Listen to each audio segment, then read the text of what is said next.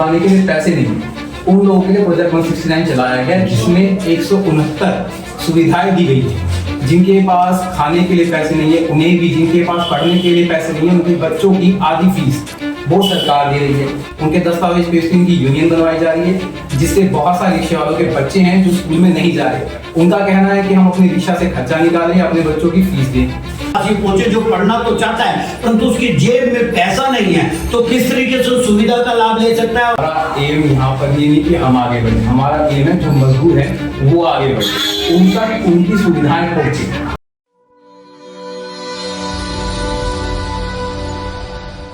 दोस्तों नमस्कार। आज के समय में बहुत ऐसे परिवार आपको देखे होंगे इस वजह से मजबूर हैं कि वो इस समय क्या करें, पर कठिनाई से जूझ रहे हैं। वो कह रहे हैं कि हमारे पास कारोबार करने के पैसे नहीं है, हमारे पास इलाज के लिए पैसे नहीं है, हमारे बच्चों को पढ़ने के लिए पैसे नहीं है, वो कहाँ जाएं। परंतु सरकार एक तरफ कहती है कि हमने बहुत ज्यादा नीति बना रखी है, नियम बना रखे हैं, स्कीम चला रखी है कि जिसमें इस तरीके का फायदा हो जाए। तो क्या ये असल में जो एंड यूजर तक वो पैसा पहुंच पा रहा है? तो ये वीडियो इसीलिए है कि आप इस वीडियो को जरूर देखिए। हमारे साथ इसके बारे में विस्तृत जानकारी देने के लिए जो हमारे पास बड़े हैं, प्रदेश उपाध्यक्ष हैं अंकित कुमार गर्ग जी हैं, उनके साथ जानकारी शेयर करेंगे। अंकित जी, ढेर सारी शुभकामनाएं। अपना परिचय देते हुए कहां से हैं आप, किस तरीके से हैं और कैसे, उन लोगों के लिए बताइए जो लोग किसी वजह से काम नहीं कर पाते। गुड़गांव आपकी कर्म भूमि भी है। नमस्कार सभी भाइयों और बहनों को मेरा प्रणाम और बुजुर्गों का सम्मान करता हूँ। मैं अंकित कुमार गर्ग, हरियाणा प्रदेश उपाध्यक्ष।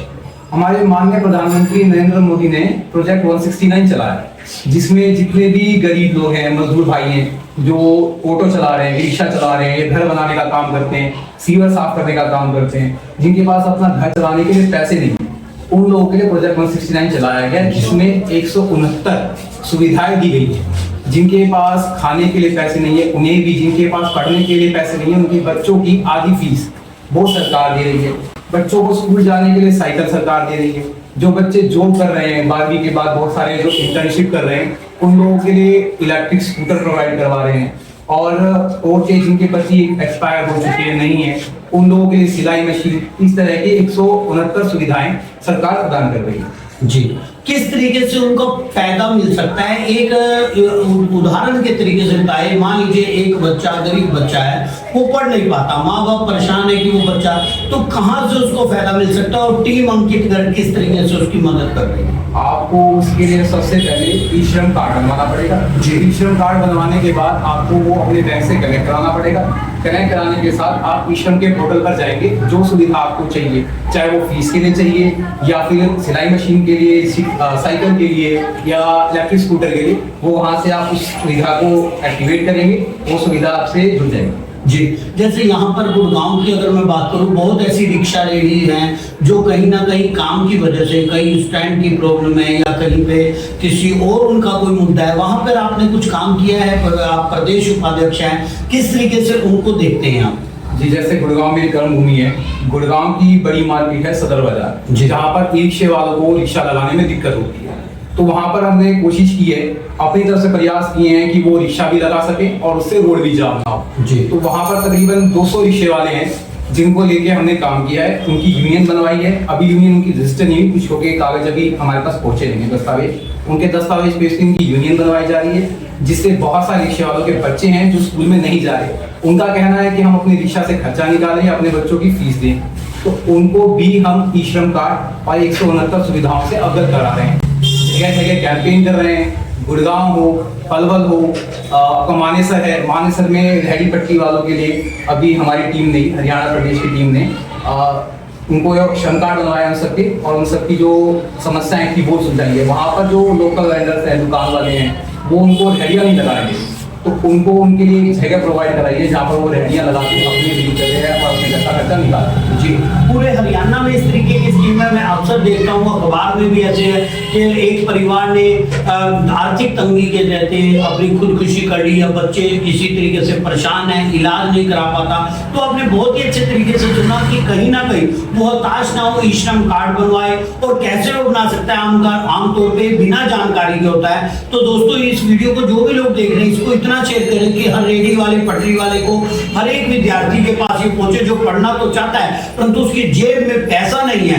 तो किस तरीके से सुविधा का लाभ ले सकता है। और अगर इस बारे में कोई भी उसकी जानकारी लेनी हो तो यहाँ पर मैं नीचे टीम अंकित गर्ग जी का भी नंबर दिए दे रहा हूँ, और वो अपनी इस बारे में पूरी की पूरी जानकारी भी ले सकता है, वो उनकी पूरी मदद भी करेंगे। और कौन कौन से ऐसे मुद्दे हैं जो राज्य के स्तर पर आपने महसूस किए हैं और जिनके लिए आप आगे प्रयास कर रहे हैं, अपने आगे सेल को देंगे? देखिए, मैंने जो अभी तक देखा है उसमें जो मुझे कमी लगती है वो ये लगती है कि लोगों में एकता नहीं है। जब तक ये एक नहीं होंगे, साथ नहीं आएंगे, हम एक एक के लिए काम नहीं कर सकते। जी, दुकान वाले हैं, अगर ये अपनी यूनियन बनवाते हैं, सारे साथ आते हैं, इनके लिए कोई भी समस्या होती है तो हम भी खड़े हो सकते हैं। अब एक एक दुकान वाले के कॉल पे तो हम नहीं जा सकते। जी, अब कहीं भी एक दिक्कत हो, सामने वाला दूसरे दुकान वाला बताए कि भाई ये दिक्कत हो रही है, सारे साथ मिलकर आएंगे तो हम समस्या सुलझा सकते हैं। अब ये आपके स्टेशन की तरफ है, स्टेशन की तरफ सब्जी वाले हैं, पहले रेहड़ियाँ लगा रहे थे जी, और रेहड़ियाँ उनकी सही करवाई गई है, अंदर करवाई गई है ताकि ऑटो या किसी भी तरीके से जाम ना लगे। तो अब उनको क्या हो रहा है, वहाँ पर भी वसूली गुंडागर्दी ज़्यादा हो रही है, उनसे पैसे वसूले जा रहे हैं, अंदर जो जगह पे वो लगा रहे हैं वहाँ पर उनसे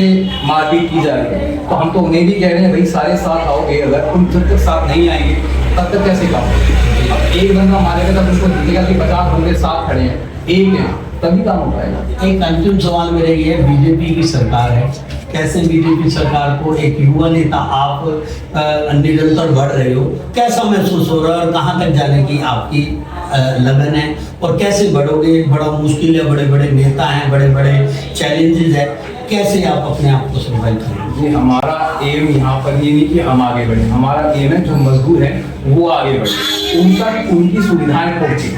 हम आगे बढ़े, वो आगे बढ़ गए तो जी हम आगे बढ़े। जब उन तक उनकी सुविधाएं पहुंच जाएंगी, उनको उनके लाभ मिल जाएंगे, हमें लगेगा हमारी कार्य संभव है। नया सैनिक सरकार के बारे में बिल्कुल बोलना चाहेंगे नया सैनिक की सरकार के बारे में।